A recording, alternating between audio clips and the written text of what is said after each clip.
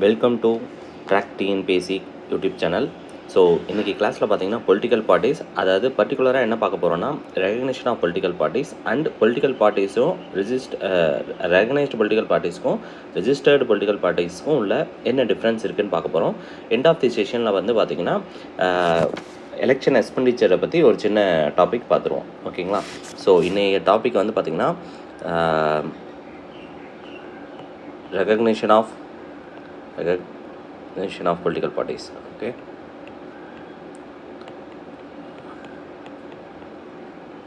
So இங்கே பாருங்கள், இப்போ நார்மலாக பார்த்தீங்கன்னா ரெண்டு டைப் ஆஃப் பொலிட்டிக்கல் பார்ட்டிஸ் இருக்கும். ஒன்று வந்து பார்த்தீங்கன்னா ரெஜிஸ்டர்டு, ஓகே, ரெஜிஸ்டர்டு. இன்னொன்று பார்த்தீங்கன்னா ரெகக்னைஸ்டு.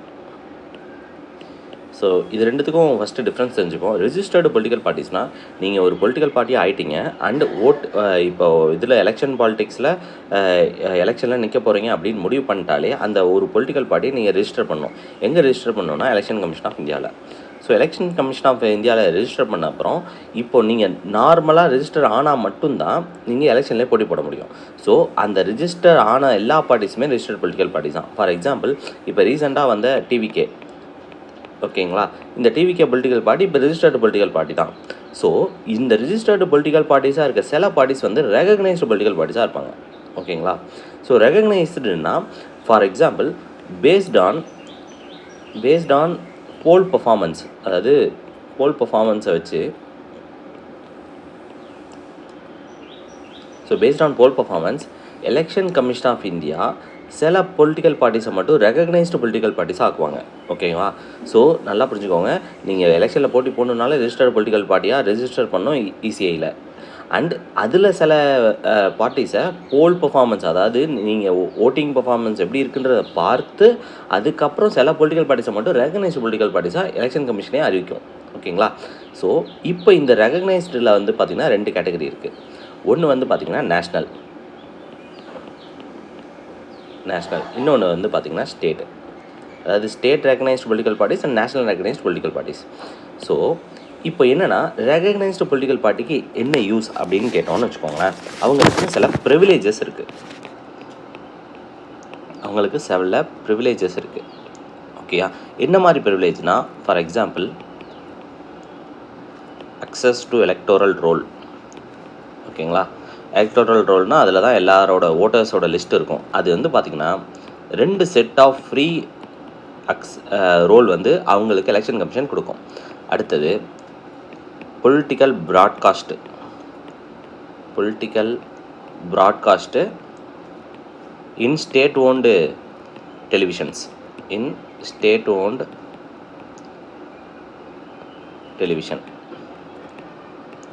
R radio. இது என்னென்னா, இங்கே முன்னாடிலாம் பார்த்திங்கன்னா Doordarshan and all India radio இருக்கும். ஸோ அதிலலாம் ஒரு ஸ்பெசிஃபிக் டைம் ஸ்லாட் உங்களுக்கு கொடுத்துருவாங்க. அப்போது ரெகனைஸ்டு பொலிட்டிக்கல் பார்ட்டிஸ் அவங்களோட அஜெண்டாவை இல்லை ப்ரொபகண்டாவை எடுத்து வைக்கலாம். ஓகேங்களா? அடுத்தது 3, அலோகேஷன் ஆஃப் எலெக்ஷன் சிம்பிள்ஸ். ஓகேங்களா? இதுதான் ரொம்ப முக்கியம். Allocation of party symbols. ஓகேங்களா? ஸோ இங்கே பார்த்தீங்கன்னா ரெகனைஸ்டு பொலிட்டிக்கல் பார்ட்டிஸ்க்கு அவங்க என்ன சிம்பிள் கேட்குறாங்களோ அதையே கொடுத்துருவாங்க. இதுவே நீங்கள் ரெஜிஸ்டர்டு பொலிட்டிக்கல் பார்ட்டியாக இருந்தீங்கன்னா அங்கே எலெக்ஷன் கமிஷன்கிட்ட ஒரு லிஸ்ட் ஆஃப் ஃப்ரீ சிம்பிள்ஸ்னு ஒன்று இருக்கும். அதில் ஏதாவது ஒன்று தான் உங்களுக்கு கொடுப்பாங்க.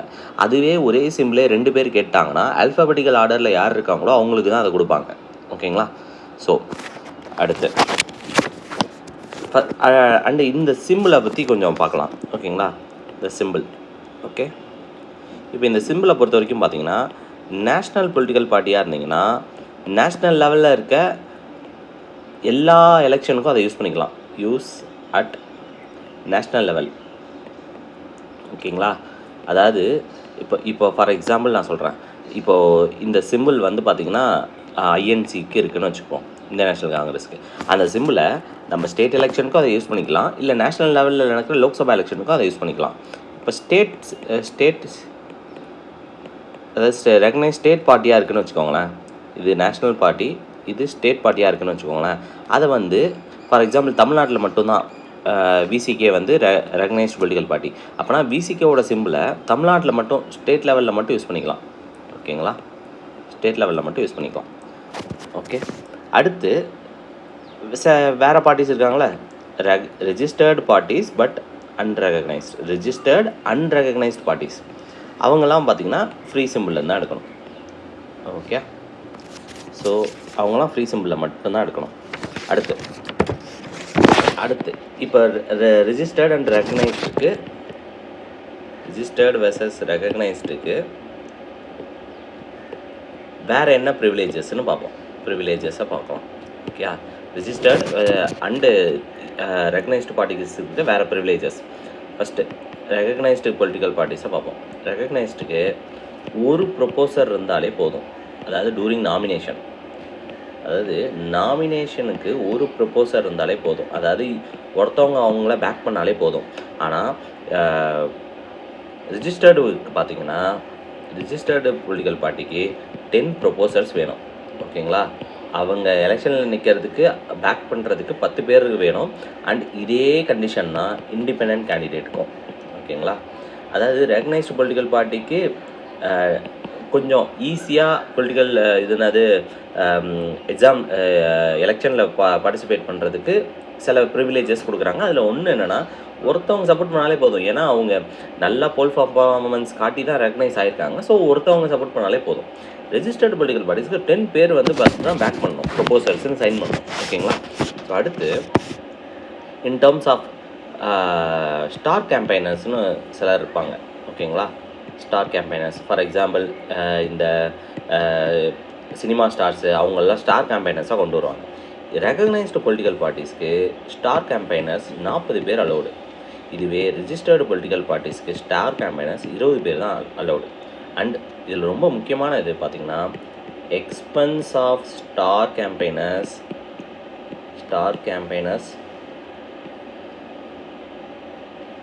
not included in election expense. not included, இதை ஒரு கொஷினாகவே கேட்கலாம். included in election expense. Okay, so இதை நல்லா தெரிஞ்சு வச்சுக்கோங்க. அடுத்து என்னென்னா கண்டிஷன் பற்றி பார்ப்போம். அதாவது என்னென்ன கண்டிஷன்லாம் இருந்தால் நேஷ்னல் பார்ட்டியாக அறிவிக்கலாம், ரெகனைஸ்டு நேஷ்னல் பார்ட்டியாக ஆக்கலாம், எந்தெந்த கண்டிஷன்லாம் இருந்தால் ரெகனைஸ்ட் ஸ்டேட் பார்ட்டியாக ஆக்கலான்னு பார்க்கலாம். ஓகேங்களா, ஃபஸ்ட்டு நேஷ்னல். ஸோ இதை தான் எக்ஸாமில் கேட்டுகிட்டே இருக்காங்க.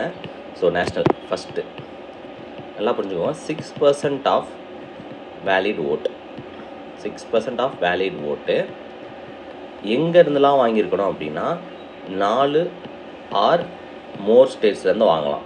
ஓகேங்களா, more states in Lok Sabha or legislative assembly plus, அதாவது என்னென்னா லோக்சபா எலெக்ஷனில் நீங்கள் 6% ஆஃப் வேலிட் ஓட்டு வாங்கியிருக்கணும்.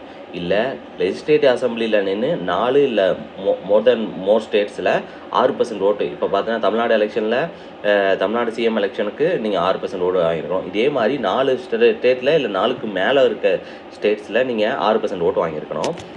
ப்ளஸ் அது கூடவே என்ன பண்ணணும்னா 4 சீட்டு ஜெயிக்கணும் இன் லோக்சபா. ஓகேங்களா, 4 சீட்டு இன் லோக்சபா ஃப்ரம் ஒரு ஸ்டேட்டாக இருக்கலாம், from a single state or states. ஓகேங்களா, நல்லா புரிஞ்சுக்கோங்க. இந்த 2 கண்டிஷனையும் ஒன்றா சாட்டிஸ்ஃபை பண்ணணும். ஒன்று ஓட்டு வைஸ் பார்த்தோன்னா 6% ஆஃப் த வேலிட் ஓட்ஸ் வாங்கணும். அது எங்கேருந்துலாம் வாங்கணும்னா 4 இல்லை மோர் தென் 4 ஸ்டேட்ஸ்லேருந்து லோக்சபா இல்லை லெஜிஸ்லேட்டிவ் அசம்பிளிக்கு வாங்கணும். அது கூடவே 4 சீட்டு ஜெயிக்கணும். இது ஓட்டை பற்றி பேசுது, இது சீட்டை பற்றி பேசுது.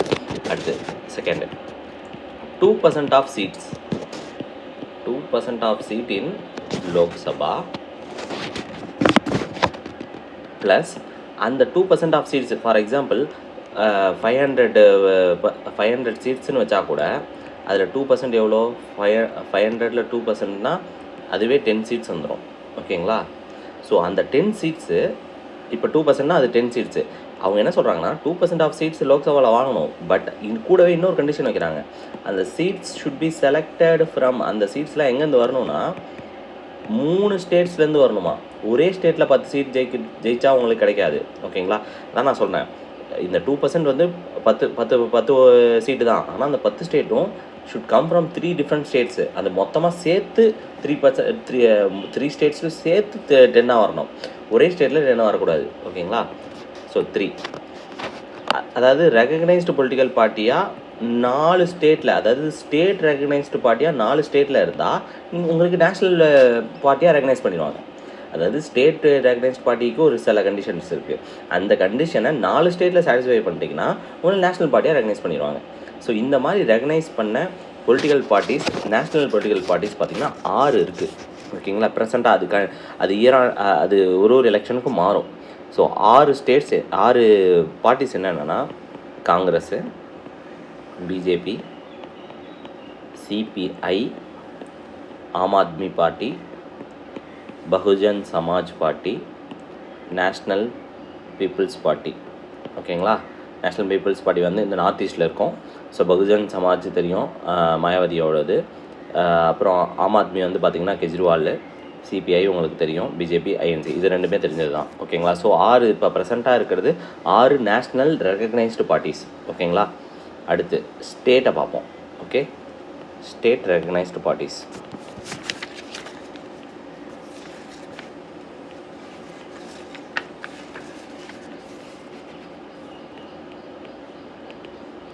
ஸ்டேட் ரெகக்னைஸ்ட் பார்ட்டியில் ஃபஸ்ட்டு ஒன்று பார்த்தீங்கன்னா அதில் இருக்கிற மாதிரி தான் 6% of valid votes in state legislature plus 2 seats ஜெயிக்கணும்.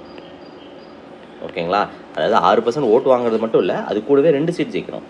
இல்லை அப்படின்னு இன்னொரு கண்டிஷன் என்னென்னா 6% of valid votes in legislative assembly, Lok Sabha. ஓகேங்களா? கூடவே 1 சீட் ஜெயிச்சா போதும். இல்லை, இந்த கண்டிஷனும் இல்லைனா 3% of seats or 3 seats whichever is higher in legislative assembly or state legislature. Okay, இங்கே பாருங்கள், 3% ஆஃப் த சீட்டு ஜெயிக்கணும். இப்போ ஸ்டேட் லெஜிஸ்லேச்சரில் வந்து பார்த்திங்கன்னா 200 சீட்டு மொத்தம்னா அதில் 3% எவ்வளோ? 6 சீட்டு. இல்லைன்னா 3 சீட்டு, இல்லைனா 3 சீட்டு. இது ரெண்டுத்தில் எது ஹையரு? 6. அப்படின்னா 6 சீட்டை நீங்கள் ஜெயிக்கணும்னு அர்த்தம். ஓகேங்களா? ஸோ இதர் நீங்கள் 3% சீட்டை வாங்கு, இல்லைன்னா மொத்தம் இருக்கிறதுல 3 சீட்டு வாங்கு. இது ரெண்டுத்தில் எது அதிகமோ அதை நீ வாங்கணும். ஓகேங்களா? So 4th 8% of valid votes in Lok Sabha or legislative assembly. ஆக்சுவலாக பார்த்தீங்கன்னா நாம் தமிழர் கட்சி வந்து பார்த்திங்கன்னா இப்போது ரெகக்னைஸ்டு ஸ்டேட் பார்ட்டி. அவங்க எப்படி ரெகக்னிஷன் வாங்கினாங்கன்னா, because they have no MLA. But even though எம்எல்ஏஸே இல்லாட்டியுமே அவங்களுக்கு பார்த்திங்கன்னா ரெகக்னிஷன் கிடச்சிருச்சு. எப்படின்னா அவங்க வந்து வெறும் 8% ஆஃப் த வேலிட் ஓட்ஸை வாங்கிட்டாங்க. இந்த ஒரு கண்டிஷனால் தான் அவங்களுக்கு கிடச்சிது. Okay, so 5th 1 in every 25 Lok Sabha seat. அதாவது மொத்தமாக இருக்க எல்லா சீட்ஸில் எவ்ரி 25 சீட்ஸ்க்கு ஒரு சீட்டை நம்ம ஜெயிச்சிருக்கணும். அப்போனா இப்போ பார்த்தீங்கன்னா இப்போ மொத்தமாக 500 இது இருக்குதுன்னு வச்சுக்கோங்க. 500ல் எத்தனை 25 சீட்ஸ் இருக்கும்? அப்போனா இதை 25ஆல் டிவைட் பண்ணிங்கன்னா அதுதானே அது. So 20 seats. அப்போனா 20 சீட்ஸை ஜெயிக்கிறவங்க தான் ஸ்டேட் பார்ட்டி ஆக முடியும். ஓகேங்களா? இது ஆக்சுவலாக கஷ்டம். ஒரு சீட் இன் எவ்ரி 25 லோக்சபா சீட்டு ஒரு சீட்டை வந்து ஜெயிக்கிறவங்க, அது ரொம்ப இது கொஞ்சம் கஷ்டமான இது. ஸோ இது ஜெயிக்கிறவங்க தான் அது. ஓகே, ஸோ ஏன்னா இது ஏன் தனி கண்டிஷனாக கொடுத்துருக்காங்கன்னா சீட்டை வச்சு, இது சீட்டு வேலிட் ஓட்ஸை பற்றி பேசவே இல்லை, வெறும் சீட்ஸை வச்சு பேசியிருக்கு. ஓகேங்களா? ஸோ அதே மாதிரி இது வந்து பார்த்திங்கன்னா சீட்ஸை பற்றி பேசலை, வேலிட் ஓட்ஸை பற்றி மட்டும் பேசியிருக்கு. ஓகே, ஸோ இப்போ நம்ம ஸ்டேட்டில் மட்டும் பார்ப்போம். ஏன்னா ஒரு ஸ்டேட்டுக்கும் ரெகனைஸ்ட் பார்ட்டிஸ் மாறும். நம்ம ஸ்டேட்டில் இருக்க ஸ்டேட் ரெகனைஸ்ட் பார்ட்டிஸ் யாருன்னா உங்களுக்கு தெரிஞ்ச கட்சி தான். ADMK, DMK, DMDK, VCK, NTK and சிபிஐயும் வரும். ஓகேங்களா? இவங்க மட்டும்தான் ஸ்டேட் ரெகனைஸ்ட் பார்ட்டிஸாக இப்போ இருக்காங்க. ஓகேங்களா? ஸோ சச் தட் இப்போ இனிமேட்டு பார்த்தீங்கன்னா நாம் தமிழர் கட்சிக்கெலாம் இந்த சிம்பிள் பிரச்சனை வரவே வராது. முன்னாடி அவங்களுக்கு ஒரு சிம்பிள்ஸில் வந்து ஒரு ப்ராப்ளம் இருந்துச்சு. அவங்க கேட்ட சிம்பிளை தரல, வேறு ஒரு சிம்பிள் கேட்டாங்க அப்படின்னாங்க. இனிமேட்லாம் அந்த ப்ராப்ளம் இருக்காது. ஓகேங்களா? ஸோ அடுத்து எலெக்ஷன் எக்ஸ்பெண்டிச்சரை பற்றி பார்ப்போம்.